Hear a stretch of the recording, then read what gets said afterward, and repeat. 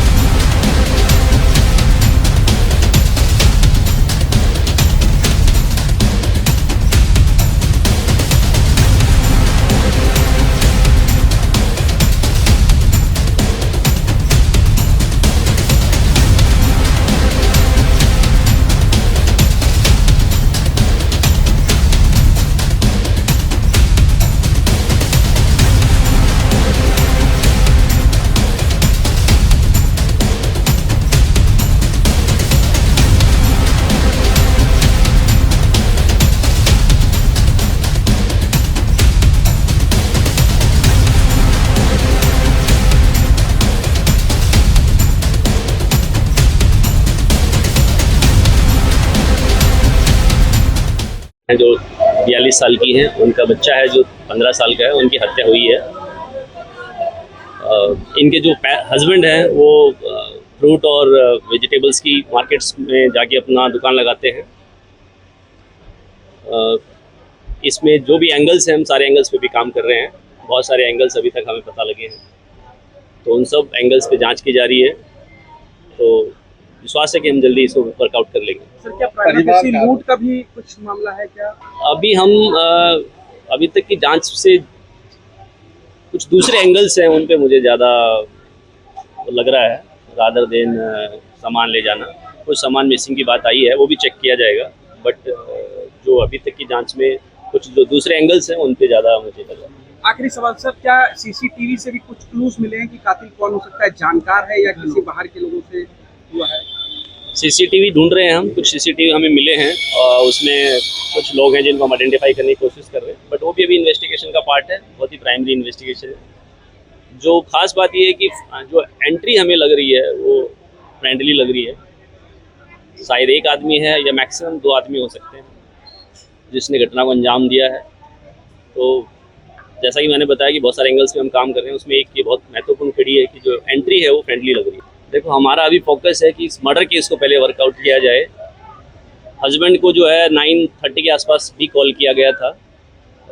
एक जो यहाँ पे काम करने वाले हैं वो खुद भी 1:45 बजे पहुँचे अपना काम करने के बाद में। तो घटना शायद बहुत पहले हो चुकी है, बट जैसा कि मैंने बताया कि अभी हमारा पूरा फोकस है कि पहले केस को वर्कआउट किया जाए। और जो इस प्रकार की कोई भी चीज़ है, हम हमेशा खुले हैं। हम यहाँ खुद भी विजिट कर रहे हैं और जो भी इस प्रकार की चीज़ें आती हैं वो कई बार हमें ही हेल्प करती हैं केस को अच्छे से वर्कआउट करने में। कितनी टीम बनाई गई है सर? हम तमाम टीम्स इसमें लगाएंगे, जो कि साउथ ईस्ट की जो अच्छी टीम्स है, ATS, स्पेशल स्टाफ, नारकोटिक्स, बल्कि जितनी जरूरत पड़ेगी सभी टीमें लगाई जाएंगी और खुद DCP साहब और मैं इसको सुपरवाइज करेंगे। घर में अभी इंस्पेक्शन किया, रात को भी किया था, मैंने भी किया है। पैसे अभी भी हैं घर में, बहुत रखे हुए हैं। तो जैसा मैंने बताया कि वो एक उसकी बजाय दूसरे एंगल्स मुझे ज़्यादा वो लग रहे हैं। अभी हो सकता है बाद में सच्चाई तो पता लगेगी जब एक बार कातिल पकड़े जाएंगे, लेकिन अमाउंट तो कुछ अभी भी रखा हुआ है। ये माना जा रहा है कि फ्रेंडली। अभी तक की जांच से हमारा जो पूरा विश्वास है कि एंट्री फ्रेंडली है और तो उसी एंगल पे ज़्यादा हम सपोर्ट करेंगे। Thank you. क्या नाम है आपका? दिनेश साहू। दिनेश जी, क्या हुआ था, पूरी बात बताइए। मेरे पास करीब कॉल आती है 1:45 बजे करीब भाई की कि भाई ऐसे ऐसे घर में हो गया है, भाभी को तेरे भतीजे को मार के कुछ चला गया है। तो हम तो वहाँ से तुरंत भागे, वहाँ से तो हमने यहाँ पे आके देखा है। घर पे आके तुम्हारे भतीजा और भाभी दोनों खत्म मिले हैं, दोनों चाकू से बहुत रखे थे। फिर हमने घर में देखा था, उन सब तिजोरी सब टूटी पड़ी, उनकी तिजोरी सब कुछ लूट के ले गए। क्या नाम था भाभी का? भाभी का नाम शारदा था, लड़के का नाम कुशाल था। कितने साल की थी? 45 साल की। अच्छा, बेटा? 13 साल का था। अच्छा, क्या घर में पूरा लूटपाट हुआ?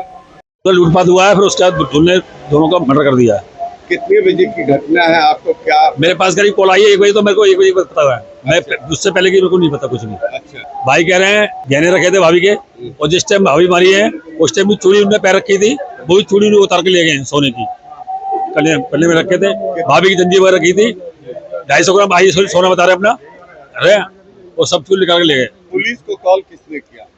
फुल को फोन करी थी सिस्टर ने, तो सिस्टर हाँ हाँ हाँ हाँ। बहन ने कराया था, तो बहन को उसने कोई कॉल उठाई नहीं है। फिर मेरी बहन भाग के हुई रोड पे गई है, तो 16 नंबर जा रही थी, उन्होंने बोला ऐसे मर्डर हो गया, हमारे साथ चलो।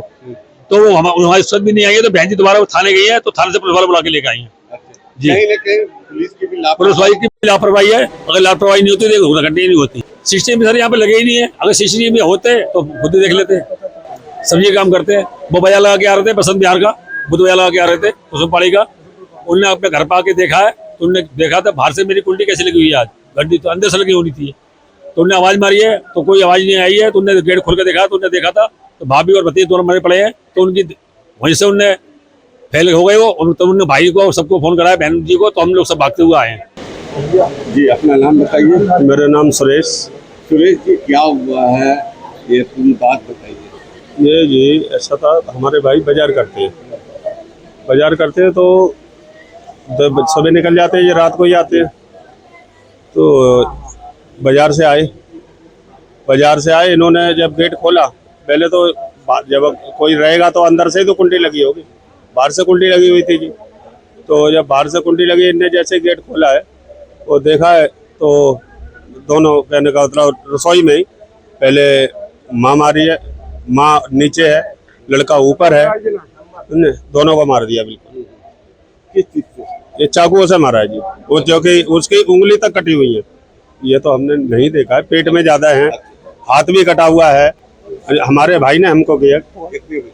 करीब 12 साढ़े 12 बजे।